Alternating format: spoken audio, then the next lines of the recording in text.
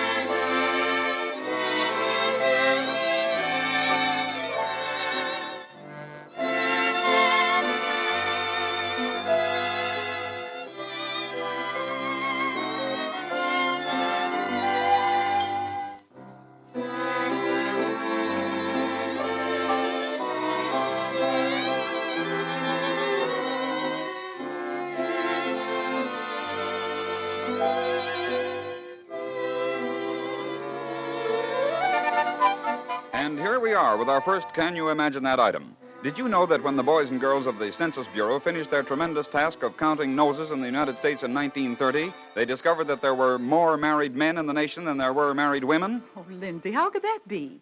There would have to be the same number of married men as married women. No, ma'am, that's where you're wrong. There were 156,353 more married men than married women with living spouses. I don't understand. Well, then, did you ever realize that many more married men migrate to America, leaving their wives behind in foreign countries, than do married women? And that's why there are more married men in the United States than there are married women. Can you imagine that? Now, here's a question for you. Just what does the word achieve mean? Yes, that's right. It means to do or to accomplish. But do you know where the word came from? It has a very interesting history, and if we go back to the French language of Norman times, we can discover its origin.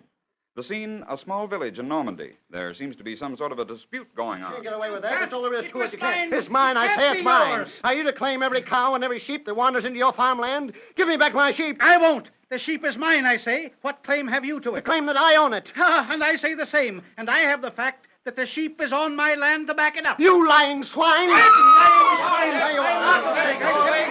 Stop it in the name of the chief.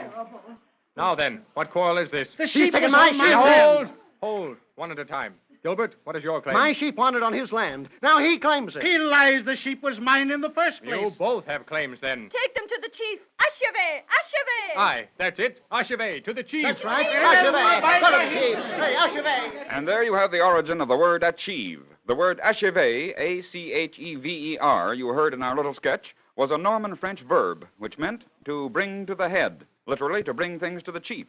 Disputes were brought to the chief, or head, for judgment.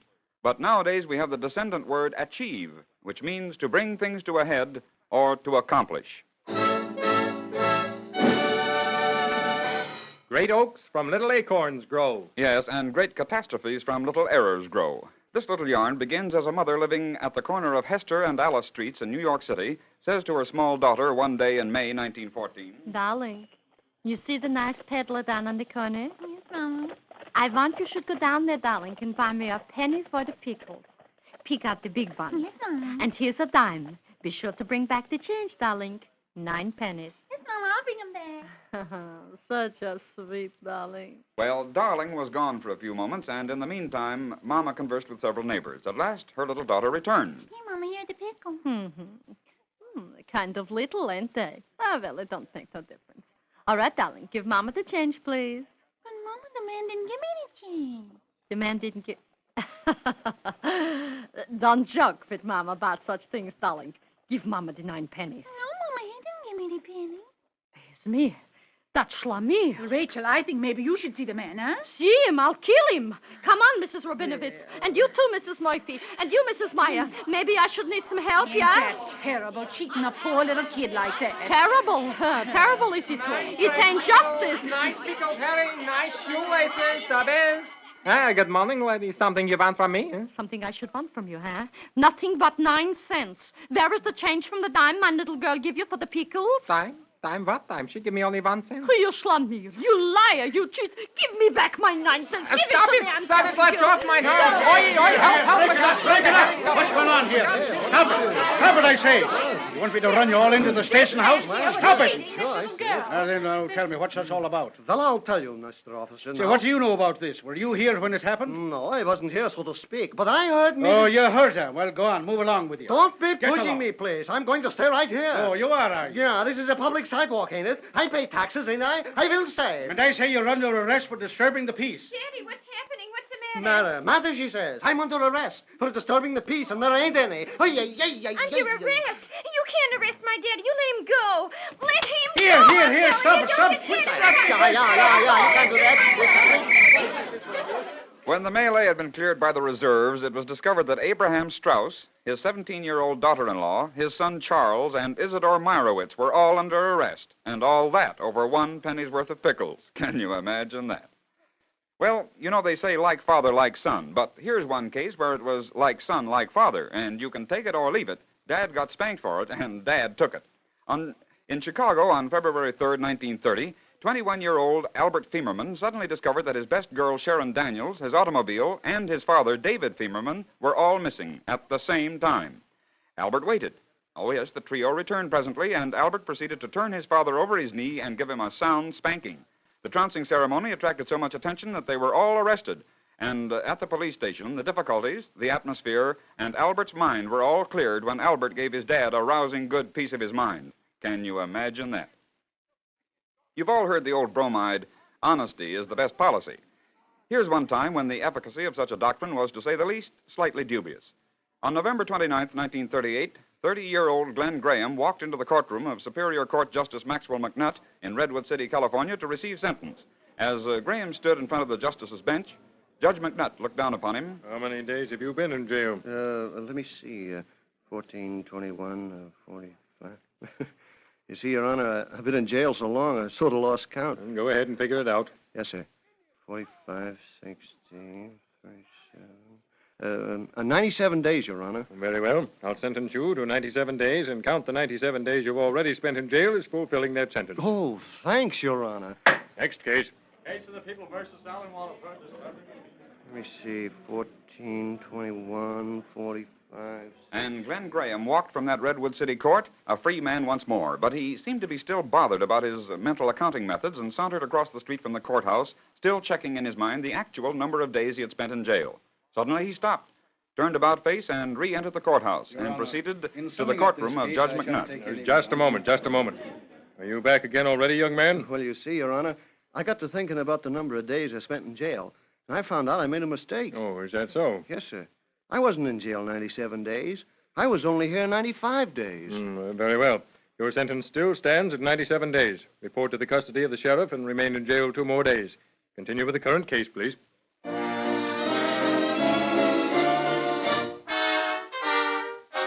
And so poor Glenn Graham, because of his own honesty, had to spend 2 more days in the Hooskow. Can you imagine that?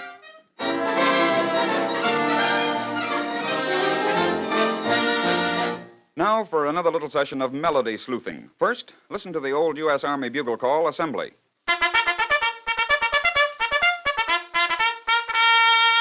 Did it ever occur to you that upon those 4 notes of do, mi, sol, do, hundreds of melodies have been constructed? It's true, ladies and gentlemen, it's true. Of course, the bugle is so built that it will only play those 4 notes. So all bugle calls contain only those 4 and no others in various combinations.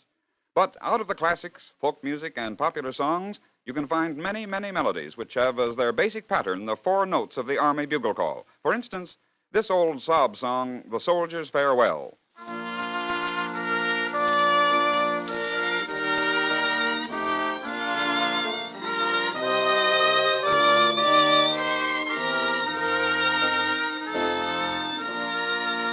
And another old-timer, Good Night Ladies.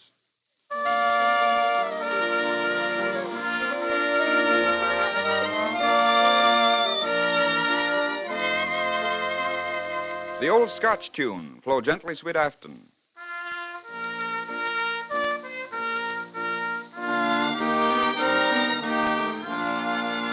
Canada's national anthem, The Maple Leaf Forever.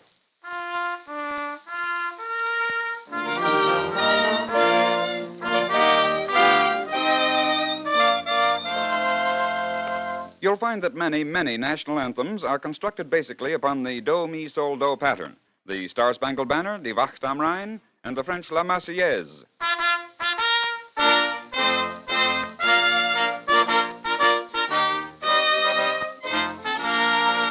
Even Wagner stole the idea for Tannhäuser.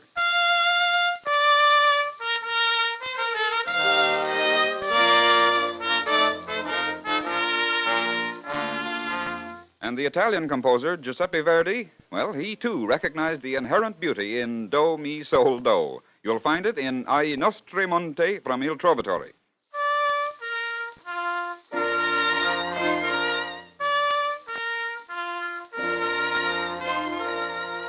Yes, we could go on and on discovering myriads of melodies based upon the four notes of the tonic chord. Try it yourself after our broadcast and see how many you can add to the list. Even in popular music, you'll find many tunes using this pattern. For instance, Isle of Capri that I found her, beneath the shade of an eye on the Isle of Capri. well, I'm sorry that we're going to have to leave you for a while, friends, but we'll be back soon on this same station with another session of Can You Imagine That? And when we are, we'll be hoping that you'll be with us. And until then, this is Lindsay McCarry saying goodbye now.